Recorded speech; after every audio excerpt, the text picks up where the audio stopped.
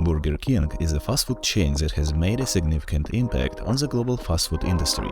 Since its founding in 1954, Burger King has become known for its flame-grilled burgers and iconic advertisement campaigns. But what brought this company to success? Miami entrepreneurs James McLamore and David Edgerton founded Burger King Corporation in 1954 in Miami, Florida.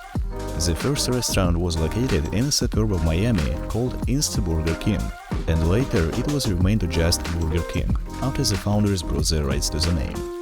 The name Insta referred to the cooking method used to prepare the burgers, which involved a specially designed machine that cooked the burgers quickly and efficiently. The burgers were cooked with a grill that was heated with the flame broil technology, which became a hallmark of Burger King's menu. Burger King wasn't the first fast food chain to offer dining rooms, but it was one of the early chains to do so.